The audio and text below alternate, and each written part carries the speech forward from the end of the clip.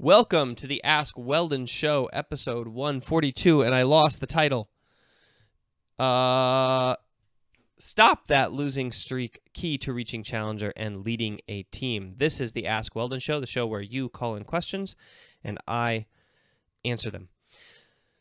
The topics range from sports psychology to League of Legends, coaching, and high performance. I put coaching in quotation marks because a lot of people think of League of Legends coaching as kind of just like telling you which champion is going to win the lane, rather than the communication and the aspect of behavior change that goes along with coaching. But this is a sports coaching channel, and we talk about true coaching. That is how it is that you get a group of people to be unified behind a mission, to wake up every single day and train in a motivated way towards their goal.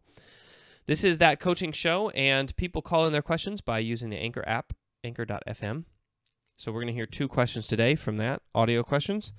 And then you can also just use the hashtag AskWeldon on Twitter, and I will pull it in. We have 2 of those questions today. I'm really excited for them. It's going to be an upbeat show.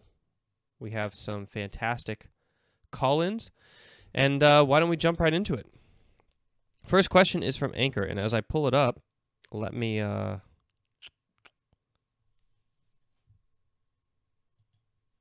click there. All right. I'm tethered. I gotta free my phone.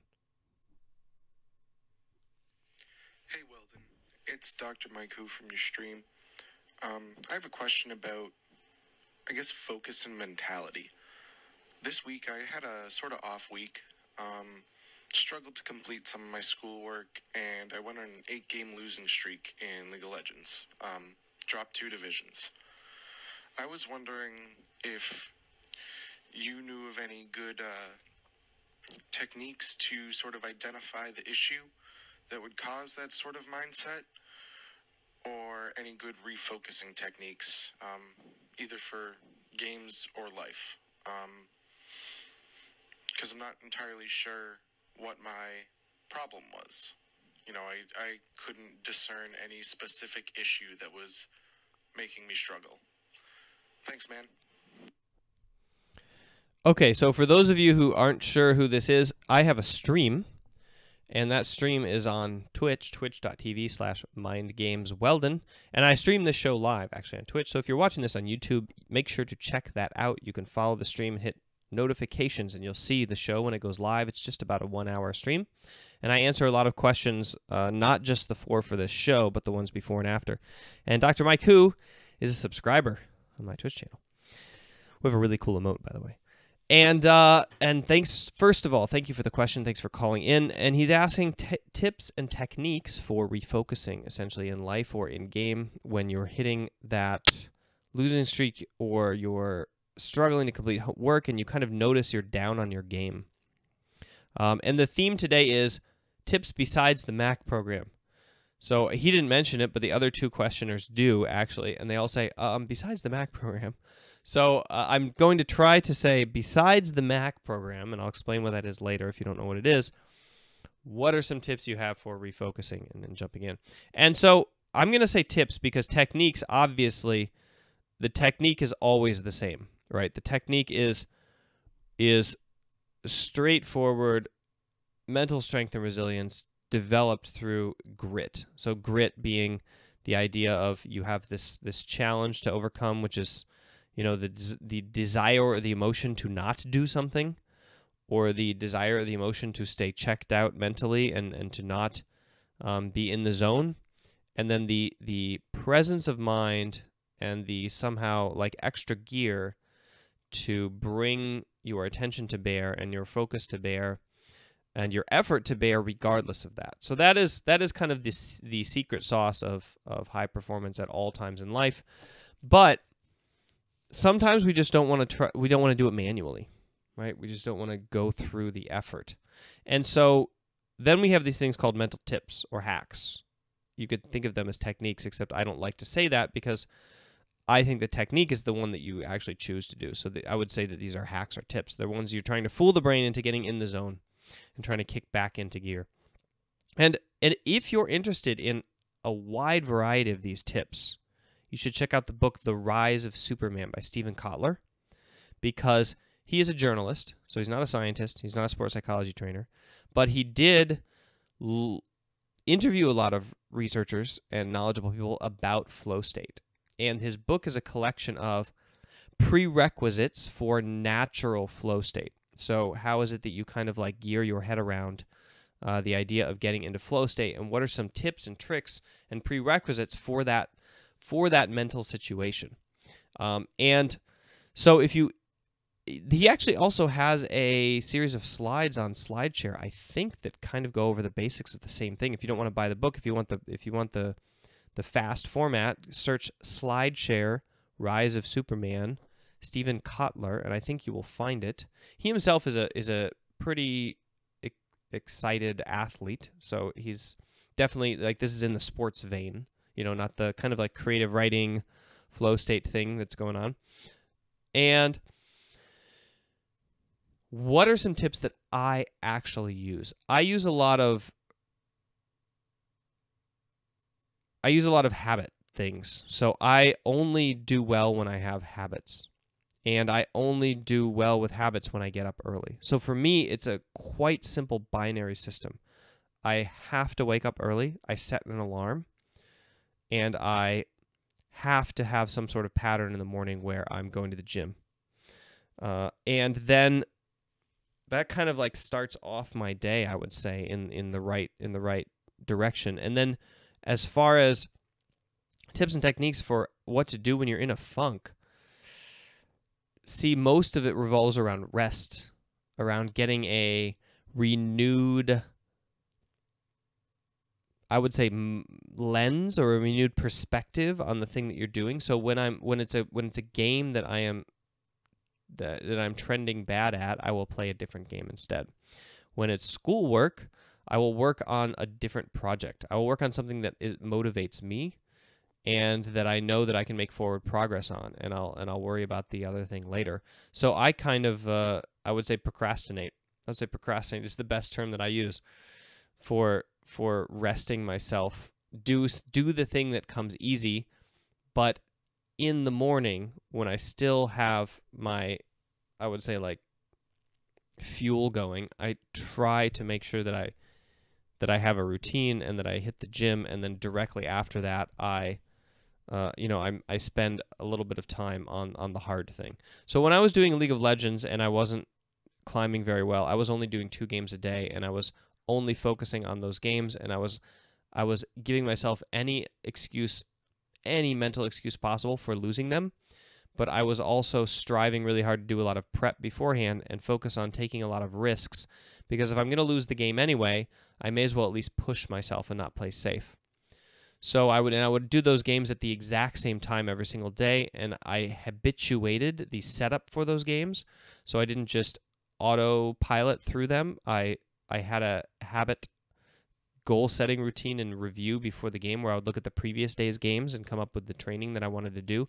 I wouldn't look at them very in-depth. I would spend maybe 10 minutes at this, and then I would do the games, and I would lose them regularly because I was learning a new champion. And then I would just file them away as progress, as this is a down sweep and I'm going to have an up sweep, the sine cosine curve, and move on with the next thing that was more entertaining and fun, and that I could get quick wins and easy wins in, and do it as escapism or entertainment or something along the lines of that. So I think that is basically all that I have for you. I am not the best person to ask about tips and tricks for breaking out of losing streaks, honestly, because I focus a lot on the actual techniques. That is the kind of well, this is what you want, so let's learn how to focus anyway and strive really hard to get the mistakes out of the game, or to do the homework anyway, even though we don't feel like it. And I kind of prefer those steps. But you already know about those, and I think that if you want to do something extra and as an accessory to the techniques, you should look at The Rise of Superman, because there's a lot of really cool ideas in there about hacking your flow state. Thank you so much for the question, Mike, Dr. Mike Who. Appreciate it. Yeah, and as I said before, those of you interested in watching this show live on Twitch, make sure to check out mindgames.tv. Twitch.tv/mindgamesweldon. That would be a better way to introduce the show. Okay, I'm going to pop up the next question. We have another Anchor audio question. And as you can see, when the question's asking, the instructions will be playing here on the screen to show you exactly how to do what these guys did and call in your own question. Hello, Weldon. This is Septimus, Heroes of the Storm player from Spain. I would like to know what are the key to reach Challenger. I was it in the past, but right now I'm really hard stuck on low master. Thanks for your time, and you are doing really great job. Okay. Wow, this is a tough question for me in particular. I know the prerequisites to go from gold to diamond, but going from master to challenger is a tough cookie because I am not actually a master or challenger player. The highest rank I ever achieved was diamond. Then I quit and I started studying the game. So there has to be a bar or a set of skills between master and challenger that define the difference between the players. And when I watch streams, a lot of it seems to not be related to mechanical skill, right? We're not talking about massive outplays. We're not talking about simple skill sets like CSing. I would say master to challenger. Well, why don't we talk about the separation between challenger and pro? I think that if we address the separation between challenger and pro, we might hit some skills that some ideas, Damien, that you could employ that would get you from masters to challenger. That's the only insight I can offer. So I can't actually answer your question directly, but I can talk about the skill set that I see pros have that challengers don't have when they come into the teams as rookies, and maybe some of those things will escalate you up from master to challenger. So the biggest thing that pros don't have is I would say the ability to or that challengers don't have when they come in is the ability to cut loose the fat, I would say. So really everything about professional League of Legends is cutting your losses when you're behind and learning how to trade gracefully and lose gracefully without taking the fight at the inopportune time. So when the opponent has a clear advantage in terms of tempo, or in other words, they got to their objective first, or in terms of item purchasing, you should already know, you should have the damage foresight to know that their composition and your composition, if they clash together, or if these three champions and those two champions clash together right now, that they have a probability advantage of higher probability of making the play, and you assume them to have equal skill to you. Therefore, the best thing to do is to trade an objective. You just go to where they are not, and you try to accrue the same exact resource they're accruing. So if they're taking a top tower, you take a bottom tower. If they're taking a Baron, you try to take a tower and or a bunch of minion waves so that they are delayed on their push. If they're taking a Drake, you try to take Rift Herald. If they're taking your jungle camps, you take their jungle camps on the other side of the map. This kind of thing. You just try to trade resources equally so that you stay in parity with them until you hit an item spike that you know, or you have a tactical advantage in terms of the setup. Like, for example, they are all at your tower and they're going to dive you, and then you have a tactical advantage because they're the ones diving. So you let them initiate and you fight under your tower until you have that kind of setup where you have a spike, and then you initiate the fight on your ground. So this is something obviously that's hard to coordinate in solo queue. But if you are a leader on your team, you can simply say, hey, give them that, let's take this one, and you can try to be at the objective that already that you want to take in response, try to predict their movements and try to get there. So that's the first thing, is in these losing games that you have awareness to kind of tackle the objective trade. I would say that the second big skill that rookies are lacking when they go into the pro scene, I had this in my head before I started answering. I had a simple list of 3. But the first one was so good, the other 2 just jumped right out of my head.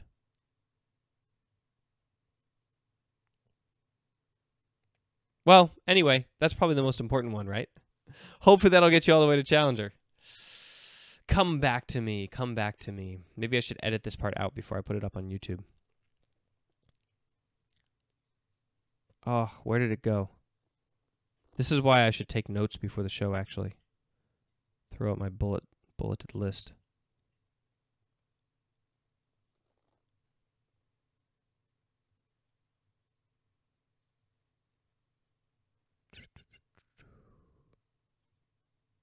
Okay, you know what? I'm going to try to stop thinking of what it is that I thought of, and I'm just going to continue to come up with new ideas instead. Okay, going from Challenger to Pro. Yeah. Oh, I would say roam timers.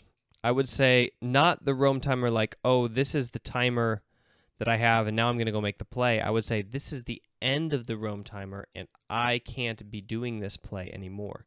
So the biggest issue that I see a lot of Challenger players have when they come into the pro scene is that they'll initiate the play, and they will spend too much on the cost. So they will leave they will clear their minion wave ahead of their opponent. They will have tempo on the play. They will walk into river, and then they will not come back for the next wave. They will go, 3/4 of the way to the bot lane. They will see that the play is not going to work, and they will continue with the roam, or they will base, or they will go into the enemy jungle instead, or they will do something, or they'll take crab, or whatever it is, they'll be late to the wave. They'll be late to the wave, and they'll give up the pressure that they have on the map. So one of the key aspects of the roam timer is that you know when to initiate it, and you also know when to end it to make sure that you get back so that you can hit the next one, so that you can have a repetitive series of micro roams that lead into the amount of pressure that you need to apply to one side of the map or the other to then actually ultimately make the play. A lot of people in Challenger see the play as actually going there and clicking on the enemy champion and killing them or doing damage to them. But at the pro level, it's revealed to be, the fundamental idea is that if you're at a high level and the person knows to respect your pressure, then you don't need to move all the way. You can simply go into the river and clear out vision. That applies pressure to the bot lane, which allows your bot lane to play more aggressively and forces the opposing bot lane to give way. So then when you go back and you have another roam timer and you disappear into the fog, they must respect your position. And then you go back to the wave, and then you go back again halfway, and they never know when you're going to complete the roam, and so they must essentially give up pressure, and they cannot duel or trade aggressively with their lane opponent because you could be there at any time. And so this kind of consistent, repetitive maintaining of the pressure on the wave and then the halfway moving to a lane is, I think, one of the hallmarks of higher level play. And you can only really do that in Master and Challenger, where your opponents actually know what it means for the mid laner to go missing on the wave and to disappear into the fog towards them. And they actually do then play respectfully. Obviously, if you're a bronze or a silver player listening and you try to do this, your opposing bot lane will just fight your enemy, fight your teammates anyway. They won't respect the roam that you are doing. And so you have to complete the roam, and you have to give up the wave, and you have to actually go and click on the enemy and champion to get something done. But you don't need to at high levels, and so you should fake it a lot more. Okay, I think I'll stop with those two, and I hope that they are helpful, Damien. And as I said, I'm not the best person to ask this question to, so I tried to address the Challenger to Pro gap, and hopefully those two little tips help you in the Masters to Challenger climb. And also, you can always get a coach. You can find Challenger coaches who can explain what the different gaps are. I have heard that there's a gap between low Masters, high Masters, and low Challenger, and that those are overcomable by a certain series of, sequences of knowledge, but I'm not sure what those are because I've never tried to surpass them myself.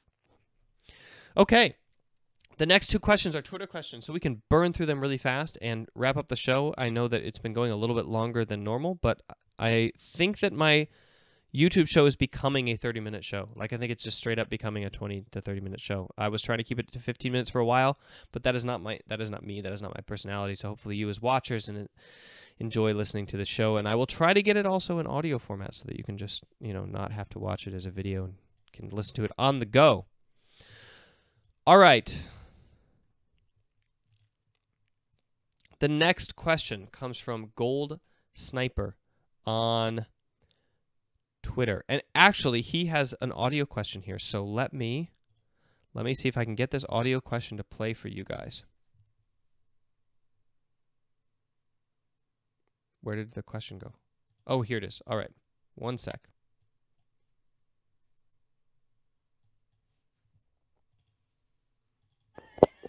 Hey Weldon.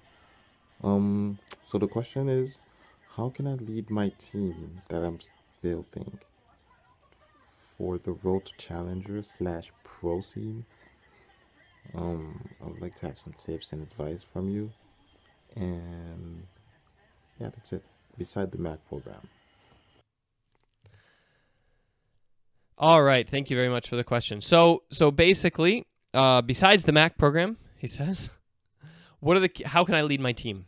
And thank you, Gold Sniper, for the question. And by the way, if you use the hashtag AskWeldon and you use a video question like that, I will be able to feature it on the show, hopefully in the future with the actual video as well. Tips for Road to Challenger, aside from the Mac program, how to lead my team. Okay, so leadership is all about sacrifice. Leadership is all about essentially saying, whatever it is that I want, I will suppress those desires and wants and give to my teammate what they need, whether they need it or they want it, in order to succeed. So let's say you have a teammate who sucks, and so and they're losing you every single game, and you want to rail at them and yell at them and replace them. Well, maybe you should replace them. But anyway, instead of doing those things, you find out what it is that he would need to be slightly better. And then you give him those things. If it's confidence, you try to give him confidence. If it's criticism or teaching, you try to give him criticism or teaching. If it's a back massage, you try to give him a back massage. And then he gets that much better. And he doesn't get as good as you want. He just gets slightly better. But everything in terms of improvement is always kind of a stepwise process. So if you find yourself as a leader kind of instinctively feeling like you want to attack your followers and you want to do the thing that internally you want to do to satisfy your own carnal desires, whether they be aggressive and evil or, okay, maybe carnal is not the right word. What did I mean here? I meant animalistic. Like the things that are satiating your emotions, like frustration, yell at them. Embarrassment or shame of yourself, take it out on them, show that you're better than them. These kinds of things. If you find yourself feeling those things, first of all, great job, you have awareness of them. Secondly, I will use the term suppress. I don't really actually mean, of course, suppress as in the kind of negative connotation of the term suppress. I mean, don't act them out in terms of a behavior, those emotions. Instead, think of servant leadership. Do whatever you have to do to get rid of them. So pray, meditate, reinforce your goals to yourself. Okay, I will win this contest. I will win this contest, and I will do anything to win that contest, and I'm so selfish and egotistical in that pursuit that I will actually suppress my own desires to try to win that contest, and I will do what this person needs from me as a leader instead of what I want to do as a human. And that's essentially the basics of leadership.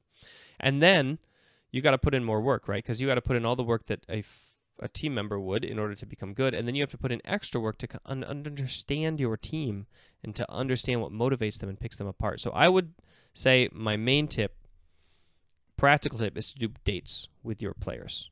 To go on a date with them, take them out to a meal, to talk to them about life, figure out who they are as a person, see what makes them tick, see what their fears are, especially what their fears are, see what their dreams are and their goals are, and then also line that up with what they actually do, right? So don't just take somebody at face value when they say, my goals and ambitions are this, because we as humans have a lot of goals and ambitions that we say we have, but we don't act those out. So also look at their actions. Try to determine, I'm tapping the table, you can't see it, so I'll put my hand here. Try to determine what those really are. And then, but do take at face value the things that they say that they fear and the things that they say that they are trying to avoid or that they want in terms of glory and recognition. So those are kind of like your key entrance points to your teammates. And you only get those through investing time into them as a person and getting those one-on-one conversations on dates. And then you have the tools to essentially do servant leadership, where you then suppress, as I said, your animalistic instincts and you do the thing that they need to receive in order to have higher performance that day or higher motivation or to train harder. And it helps to understand the game and have a coaching philosophy and kind of, pull that out. But I would say then when you're in game and the team is tilting, you want to think like, okay, what is it that this person needs to not tilt or to not choke, and can I give it to them? So in a real practical sense, not after the game, having a conversation with them, in quiet out in the hallway and say, oh, it's okay, man, don't worry about it, shake it off. In the game, what is it that they actually need to hear to untilt? And I've straight up asked my team members that. Not my team members, sorry, my athletes that. I've straight up asked, what do you need to hear to not tilt more in a game? What is it that you need to have entering into your ears? And one person will say, I need to hear that I'm the awesomest. It's going to be all right. And another person will say, don't tell me that. I don't want to hear that I'm awesome or that it's going to be all right. Obviously, it's not all right. I want to hear, get with it. What's your problem? And then I'll focus. And another person wants to hear something else. So every person wants a different kind of emotional pillow in order to dig deep for that grit. And you have to find out what it is. Thank you very much for the show, for the question. That was a very interesting one to answer, and it was really fun to have a video question. I'm sorry I couldn't show the video on stream. Continue to send in video questions on Twitter, and I will continue to have them on the show with audio, and I will find a way to clip them in so that we can all watch them together. Final question, you guys. We made it. Somehow we made it to this last question on the show. Before I get to it, I have to run my obligatory advertisement. This is not an advertisement. It is not a sponsorship. This is actually my program that I sell, and so that's why it's important, because it actually supports my endeavors here in esport as a content producer, and it is my Mac program, which I am working to make better. So I apologize for those of you who are in it right now and are like, hey, where's all the worksheets? Because I did have worksheets a year and a half ago until my website crashed and I lost all of them, and then I decided to work on the app version of this program that will have behavior change kind of built into it, instead of a bunch of worksheets that are maybe you do them, maybe you don't, but that are basically irrelevant to the core content of the program, which is these mindfulness training videos. So the MAC program, for those of you who don't know, is the Mindfulness Acceptance Commitment Program, which is basically a set of techniques for setting aside, becoming aware of what is driving you emotionally, and setting the behaviors that are driven by those emotions to the side temporarily or permanently, and then choosing to do a different set of behaviors again. So digging back into the question that I just replied to, this is the technique that you use to essentially say, I feel as a human like doing this thing, like yelling at this person, but instead, and I'm aware of that, but instead I will accept the fact that that is what I want to do but don't need to do, and I will commit myself to doing the thing a leader would do. And the thing a leader would do is, luckily, because I thought about it beforehand and I wrote it down, I know this is the behavior a leader would do, and now I'm going to do that instead. And look, now all of a sudden I'm a leader. Really simple process, this like 3-step process, I would say, too. Becoming aware, accepting that it's natural and you're not trying to fight it in any way, and then committing yourself to a different behavior is the fundamental steps of grit and mental resilience. And they're trainable, turns out. Turns out you can learn them and you can get better at them with practice. And the most important practice, of course, being the awareness of what is driving you and the ability to set that aside. Literally, the hardest thing ever is to become aware of what is driving you. And then the number 2 most difficult thing is to say, that's okay. I don't need to actually act out on these in order to feel satiated. Whew, is that hard? It is impossible, I would say, most of the time. But it is possible some of the time. And so that's what this video training program of 50 videos on the internet that you purchase once and then you click and then you play through them, and it's 1 lesson a day, and every single lesson is a lecture plus a 5 to 10 to 15 minute meditation training, mindfulness training session. That's what it is. That's what this program is. So check it out, mindgames.gg/MAC. Use the code AskWeldon, because this is the Ask Weldon show. Ask Weldon for a $5 discount. It is 100% guaranteed. As you can see in the label right there that I got a lot of flack for because it looks like some sort of fitness product guarantee thing. So thank you for pointing that out. But the 100% guarantee doesn't mean that it's going to work for you and that you're going to enjoy it. It means that I don't care about the sale and the refund and the kind of like cycle that goes in there. Like I'm not a normal business, I would say, where I'm like, I need to have a profits and losses, and there's a time and there's a delay. If you do this and you don't like it, you just say, hey, Weldon, yeah, I'm not so sold, and I'll give you your money back. It's a really simple process. You just email me like, dude, give me a refund. I'm not digging it. And I say, okay, here. And I send it back. Because seriously speaking, half of the component of the price is the bar that it sets for you to actually adhere to the program, right? Behavior change is difficult. Psychological behavior change is very difficult. And I have found it to be, I have done free programs. I've done $300 programs. And the price of this program has varied wildly over the years. And I found a little bit of investment on the part of the doer, not a lot, so not, something like 50 or 75 or 100 or $300, but not nothing, not $0 or $5 or some throwaway amount, depending on your first world status. Of course, the value of your throwaway amount might be different. Is very impactful in terms of adhering to behavior change. As always, if this is something that you feel like you really, really need, but you're not exactly in the same economic zone that I am, and $25 is a month's income or something crazy like that, just DM me on Twitter. Don't sit there and bemoan your fate. We can figure out some other different accommodation. But anyway, for the rest of you, treat it as a way of helping yourself adhere to this commitment that you're making. And then the 100% guarantee, as I said, is just you saying, hey, not that into it, and me saying, dozo. Okay, final question, you guys. The last question is from El Tigers on Twitter, and they ask, besides your Mac program, thanks for putting that out again, do you have any other techniques for clearing the mind of fog and confusion?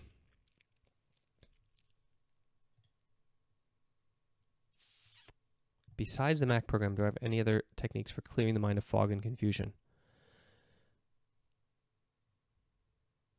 Exercise, mindfulness, meditation, and sex.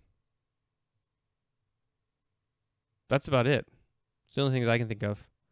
I think the male masculine mind walks around a lot of the days in confusion due to testosterone. When you have sex, that kind of takes care of that, gives you clarity. You're like, oh yeah, okay, I'm going to go focus on this other thing that's important in my life because this big other thing is gone now. You can achieve a very similar thing with self-gratification, which you should always do before, especially if you have a girlfriend, before you go and hang out with other girls. Stuff like that, takes the complexity out of the situation. I would say the hormonal complexity. So that's one of the causes of fog for men. For women, maybe that exists too. I think it depends on the wiring that you have as a female. I think for men, it's a little bit more universal. At least that's been my experience talking with men and talking with women. And then the only other thing that I do is exercise, man. I mean, running around, jogging. The thing that you need to clear your mind of confusion is you need clarity over purpose. What you need to do is you need to be clear about what you want and why you want it and what point the world has. So when you kind of clear out those hormonal emotions, you're like, oh, that used to be this big, confusing, overriding thing in my head about 5 minutes ago, and now I don't care about it anymore. And this other thing is the thing that I actually want to do with my life. I'm going to go work on that. Or when you exercise, you get this grand perspective. You're like, who cares about all these little piddly things? Like, I'm going to live literally a day longer because I just went for a jog. Why am I focused on these little petty minutia things when I have this, you just jogged through the forest and you're looking at these trees that are 100 years old, and this new thing that's just days old and is sprouting out of the ground, and you're seeing your part in all of this, and you realize you're going to die and turn into some sort of microbe and be torn into pieces and then eaten by these plants and turned into life, and then eventually consumed by the sun in this fire explosion. So you get this perspective where you're like, and now I'm going to live one more day of this experience, and what am I really getting out of it? And okay, I don't need to care about this little thing anymore, or I do care about it, but now it's in perspective. And then the other thing you can do is mindfulness meditation and or prayer, if you're religious, as I am, Catholic, to get the same perspective about the foggy things that are cluttering up your mind and causing you to alienate yourself and your purpose. You have this purpose, and you have all the junk in between just doing that today. And all those little junky things can be cleared away with perspective. And the first two things you could do to get perspective are the prayer or the reflection, and then the exercise, or the third thing. And the things I do not recommend are the physical abusive things that you do to yourself to clear away that fog, such as cutting, such as taking chemicals. These are the things that are quite typical. I really recommend the exercise route. Even if you get addicted to exercise, get somebody to pull you back on that at the very least. But it's better to go into that route than it is to go into things like physical torture of the self, or psychological or chemical torture. So yeah, that is my answer to that question. I hope it was useful. And thank you so much for tuning into the show. I'm about to go to the gym, so I need to end this broadcast, and make sure to follow my adventures to the gym on Snapchat. You can find it here, broadcast on screen. Mind Games Weldon. It's the same as my Instagram handle, and these are my main vectors for interacting with you, the community, when I am not here on YouTube, when I am not here on Twitch. I have this phone with me, and I basically vlog my day with Instagram stories and Snapchat stories, and I try to cross-post on pretty much both of them, so just choose your favorite and use it. I'm not so great with the Instagram actual photo posting, more obsessed with the stories, but send me messages on either platform. I reply to almost all of them. Snapchat, I'm a bit behind right now because I'm terrified of my inbox. I open it up and it's just like, and that freaks me out, so I just kind of avoid it. The Instagram inbox is finished right now. It's at 0. Like, I've replied to everybody, so I'm less scared of that right now, but it's because I have less followers there, I think, so that's why. Anyway, thanks for tuning in, and I will see you guys next time.